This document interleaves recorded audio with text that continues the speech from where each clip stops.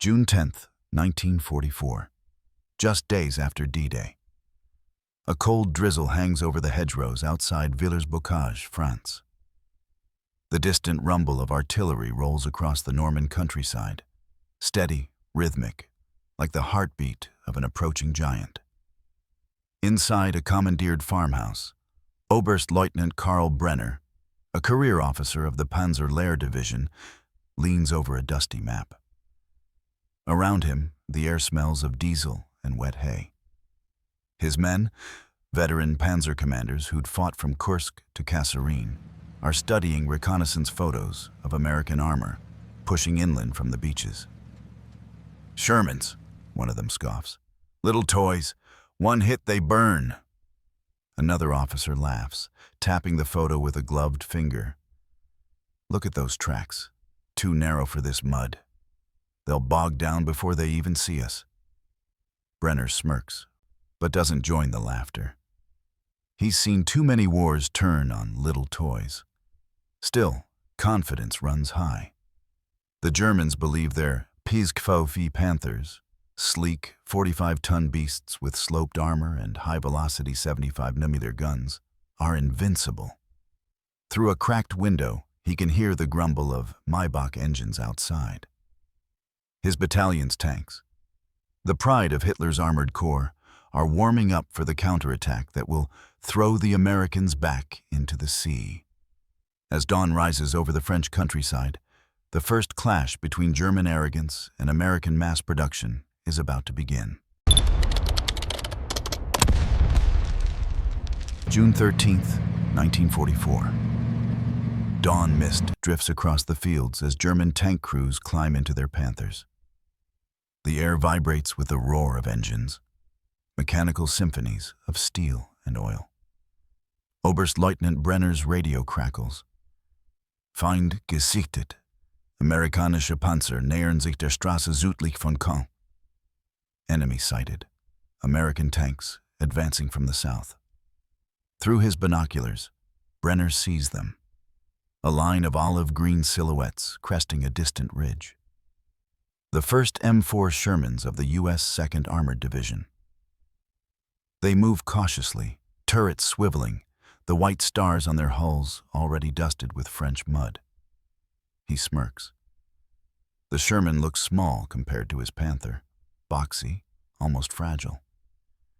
"Children's tanks," mutters his gunner, Franz, slapping the breech of their long-barreled KBUK 42 gun. "One shot, and they'll light up like kindling." At 200 meters, Brenner gives the order. "Feuer." The Panther's cannon thunders. A shell streaks across the open field and slams into the lead Sherman. A flash, then a bloom of orange flame. The turret jerks upward like a lid blown off a kettle. The crew doesn't stand a chance. Another Sherman halts, smoke trailing from its engine deck. The German line erupts in laughter and confidence. Over the radio, voices overlap. "Easy kills, keep firing." But the Americans don't retreat. Instead, more Shermans roll forward, not in twos or threes, but in dozens. Their engines drone like a hive. From every hedgerow and narrow lane, they emerge. Infantry move beside them, crouched low, coordinating over hand signals and radios. Brenner frowns. There are too many. Within minutes, return fire whistles through the trees. A 75mm shell ricochets off the Panther's glacis plate. Another bursts nearby, showering dirt over the tank. Then the unmistakable sound of aircraft. American P-47 Thunderbolts diving low, their machine guns spitting streaks of fire. "Luftunterstützung, get under cover," Brenner shouts. Too late. The sky opens up. Rockets slam into the German column. Panthers burn where they stand, magnificent, but helpless against the swarm. The laughter fades, replaced by static and screams. The toy tanks keep coming, their numbers blotting out the landscape.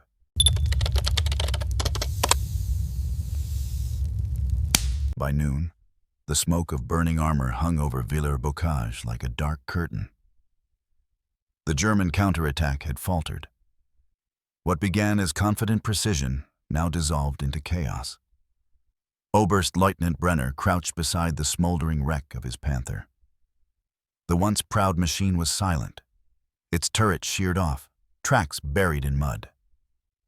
Around him, blackened hulks of other Panzers dotted the fields. The acrid stench of fuel and scorched rubber filled the air. A distant rumble rose again. Not artillery this time, engines, dozens of them. Across the hedgerows, a new column of Shermans appeared, rolling steadily forward in tight formation. Their hulls were mud-splattered, but intact. Some bore field repairs, crude welds, mismatched parts, yet they moved as if unstoppable. Beside him, Sergeant Franz spat into the dirt. "How can they have so many? We destroyed at least 15 this morning." Brenner didn't answer. He watched as mechanics and engineers followed the American tanks, hauling fuel trucks and spare parts. Mobile workshops were already setting up behind the line, soldiers refueling, eating, laughing. He realized something then. Germany could build one Panther in the time America built 10 Shermans.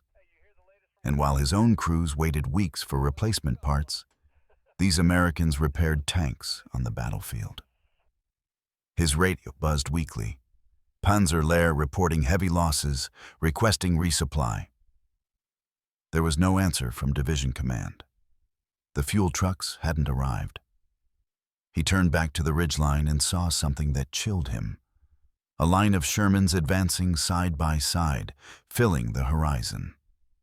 Their 75mm guns flashed in rhythm, coordinated, mechanical, relentless.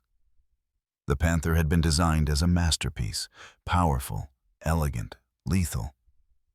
But Brenner now understood. Wars weren't won by masterpieces. They were won by machines that could be built faster than they could be destroyed. A mortar shell burst nearby, showering them with earth. Franz ducked, cursing. "What now, Herr Oberstleutnant?" Brenner looked down the road, where another wave of Shermans was already arriving. He could see the white stars, fresh mud still dripping from their tracks. "We fall back," he said quietly, "and pray they run out of steel."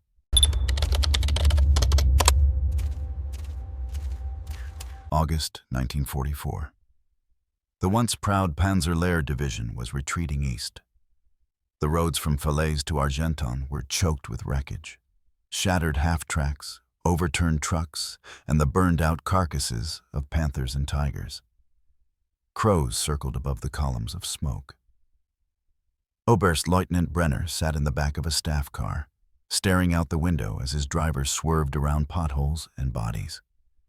Every mile felt heavier than the last. The mighty German armored divisions, once symbols of blitzkrieg, were now hunted prey. Outside, American armor thundered past, the same toy tanks they'd once mocked. M4 Shermans rolled in endless convoys, coated in dust, each one bearing nicknames scrawled in white paint. Lucky Lady, Hell's Angel, Arkansas Express. On their hulls rode infantrymen, young, dirty, grinning, the faces of an army that refused to stop.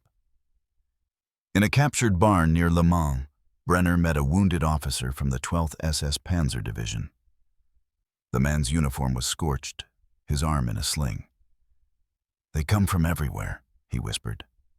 "Shermans, half-tracks, trucks, always replaced, always repaired. We destroy one column, and by nightfall there's another. It never ends." Brenner nodded. He'd seen it himself. Allied engineers turning wrecked tanks into spare parts within hours, field depots overflowing with fuel and ammunition. Even the roads seemed alive, pulsing with convoys stretching from Normandy to Cherbourg. By September, the Germans were retreating across the Seine. Allied armor, led by the U.S. 3rd Armored and Patton's 4th Armored Division, drove east like a steel river. Their Shermans might not have been elegant, but they were everywhere. At night, Brenner sat by candlelight, writing reports that no longer mattered.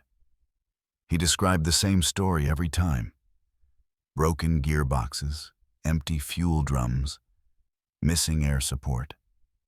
The same excuses, the same inevitability. He wrote in his journal instead, not for command, but for himself. The Sherman is no toy. It is the product of a nation that builds without stopping. Our tanks are lions, fierce, rare, and dying.